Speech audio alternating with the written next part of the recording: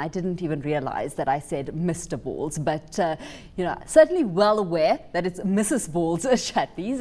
But it also brings into light just how recognized a brand this is in South Africa, and is a price tag of 475 million rand a warranted price tag?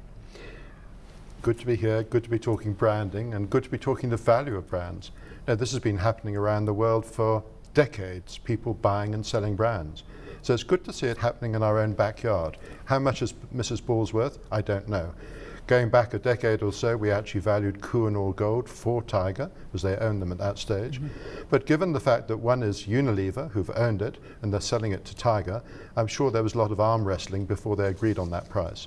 The big thing that can affect the price of a brand is internationality and how much it will travel.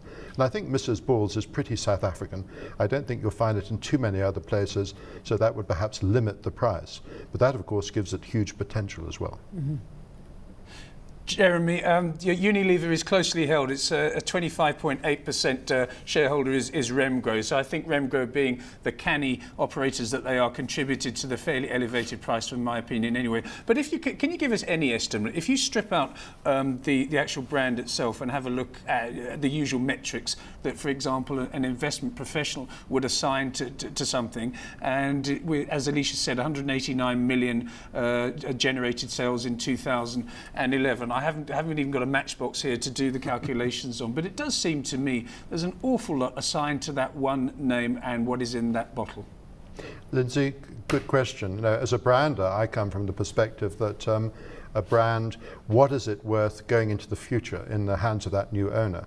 When Interbrand values brands, and we've been doing it since the late 1980s, it's the first valuation methodology ISO recognized. You look at the next 5 years, you look back on the last 5 years, you try and look at sort of a decade in the life of that brand. And as you say, you can strip out lots of things, but you have to check the authenticity. You have to check the investment in the brand. Are all its trademarks owned? Another thing that people are forgetting on the financial side is that when you own a brand, it gives you all sorts of ability to move funds around. Where is that brand going to be domiciled? Where are the trademarks going to be domiciled? Are royalty rates going to be paid on the brand to people using it overseas? And this is where I think, whilst we're a little bit behind on valuation, we're even more behind on the financial engineering that goes with brands. You only have to look at the debate that's going on in the UK at the moment about Starbucks, the multinationals, how they're not paying any tax, to show you the value of a brand and what it can do to the financial engineering of an organization. It's interesting that you say that you look at who's taking hold of that brand and the path forward as well. I mean, this is, really puts pressure on Tiger Brands, in terms of letting things stay the same, because certainly it is a brand that's managed to grow and evolve on its own, but change as well. And it's quite a fine balancing act that Tiger Brands has to play now, taking ownership of one of South Africa's most treasured food brands. It is, but this is where I come back to what is the potential. Tiger, the last couple of years, have been saying our future is Africa. They've been gathering together more and more major brands. And last year, this time, they bought Status. Now they're going into a food brand. So they're putting together their whole portfolio. If you were a drinker of Absolute vodka, would you pay 70 billion rands? Well, that's what Pernod Ricard did a couple of years ago. They had a gap in their portfolio, the brand was available, so they bought it. So 475 million is a lot of money, sure, but let's watch this space. I know the accountants always say, oh, you've overpaid, it's too expensive, it's too much. Let's give it some space. Jeremy, just before we leave Mrs. Balls and move on to things like Absolute Vodka and other well-known international brands as well, my opinion of Mrs. Balls is that pre-1994, when South Africa was an international pariah, this was one thing that people were, that South Africans that went abroad can actually hold on to and say to themselves, this is what's good about South Africa. And yes, I don't agree with our political system, and I don't agree with the political unrest and the economy going up and down, but at least I've got Mrs. Balls there, and I think there's a great emotional attachments to it, and maybe there's an emotional premium in that price. I think that's a very good point as well.